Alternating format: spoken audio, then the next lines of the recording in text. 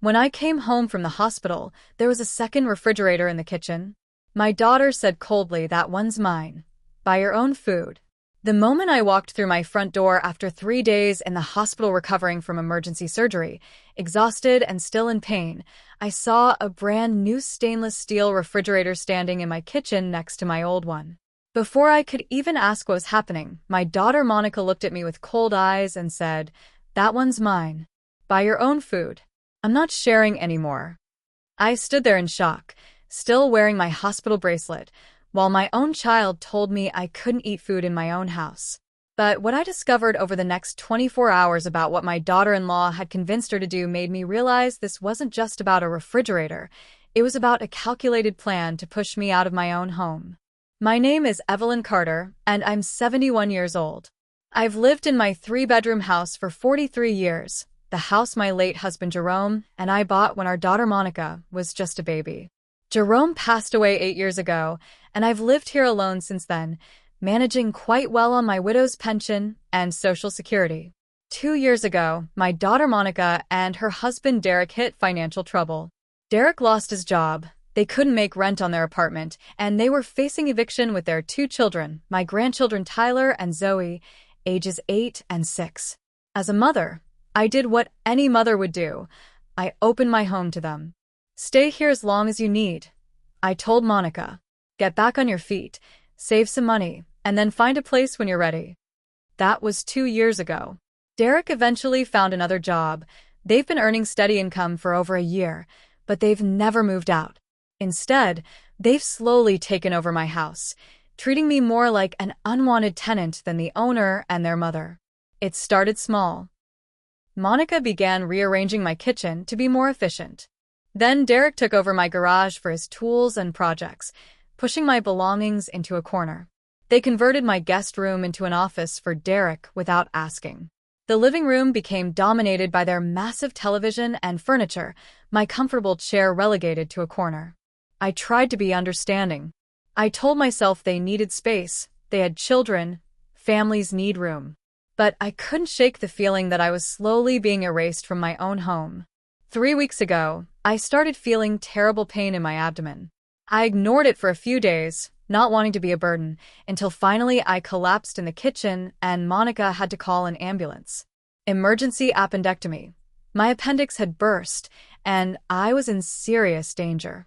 I spent 3 days in the hospital, including one night in ICU. Monica visited once, for about 20 minutes, spent most of that time on her phone. Derek never came at all. My grandchildren weren't brought to see me even though I asked. When the hospital discharged me, I had to take an Uber home because Monica said she was too busy with the kids' activities to pick me up. I was 71 years old, just out of major surgery, taking an Uber home alone. I walked into my house exhausted, still in pain, needing to rest. And that's when I saw it, a second refrigerator in my kitchen, brand new, with a padlock on it. "What's this?" I asked, confused. Monica came out of what used to be my sewing room but was now her space, and looked at me with an expression I'd never seen on my daughter's face before, cold, almost hostile. "That's our refrigerator," she said flatly. "For our food. You'll need to buy your own groceries from now on and use your old refrigerator. We're not sharing food anymore." I literally couldn't process what I was hearing. "Monica, I just got home from the hospital. I had emergency surgery. I can barely stand up. And you're telling me I can't eat the food in my own kitchen? It's not your food, it's ours. We bought it, we paid for it, it's ours. Your food is in your refrigerator."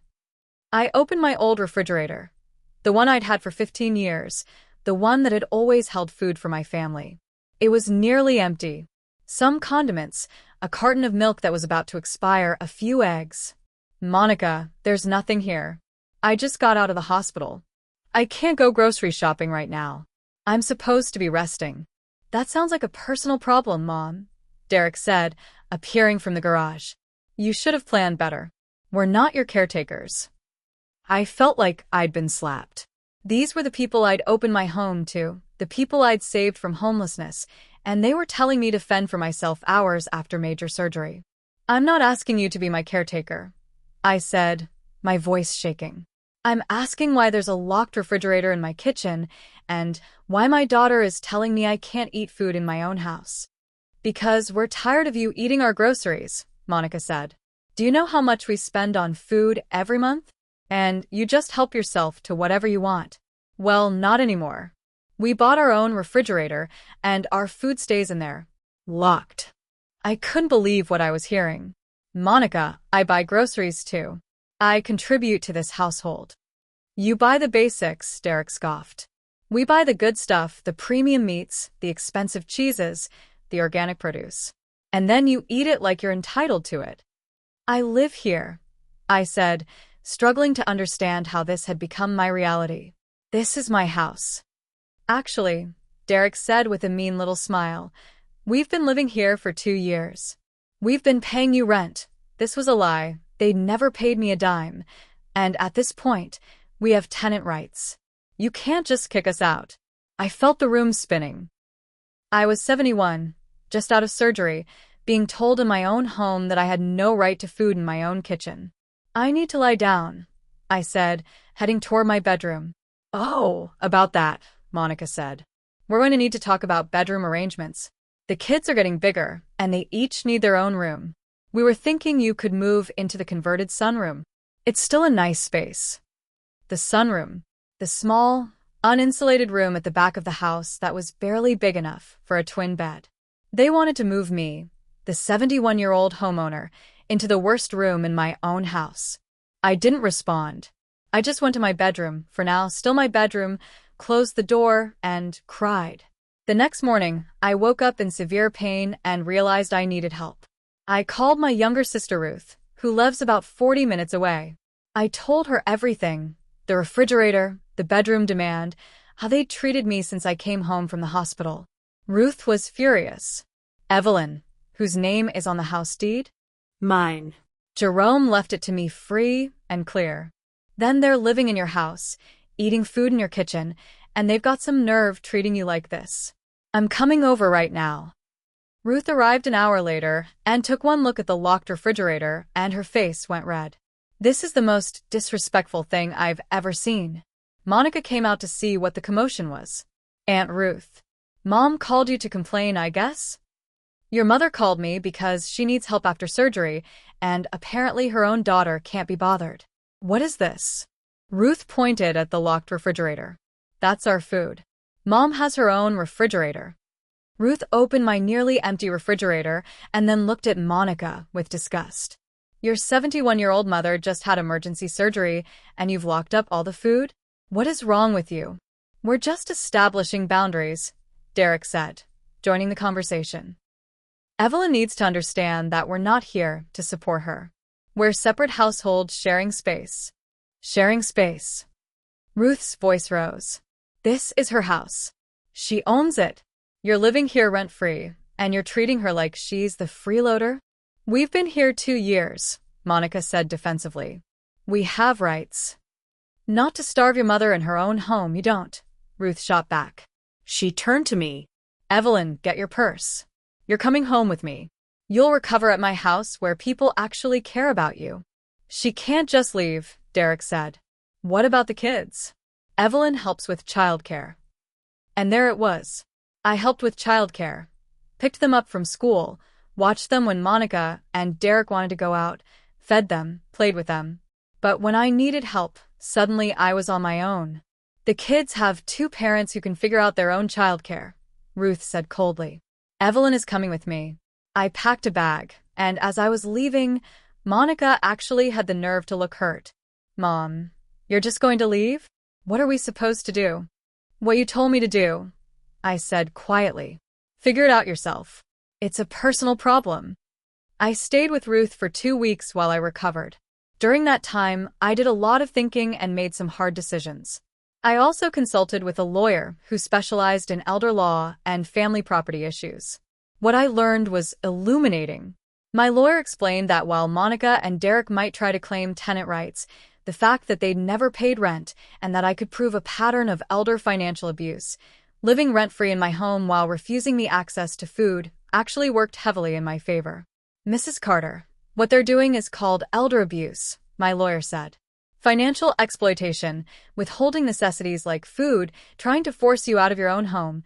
These are all forms of abuse that the law takes very seriously. I never thought of my own daughter as abusive, but hearing it laid out like that, I couldn't deny it. My lawyer helped me draft an official eviction notice. Because Monica and Derek had never paid rent, they were considered guests, not tenants, which meant I could ask them to leave with 30 days' notice. When I returned to my house after 2 weeks, I felt stronger, physically from recovering, and emotionally from having clarity about what needed to happen.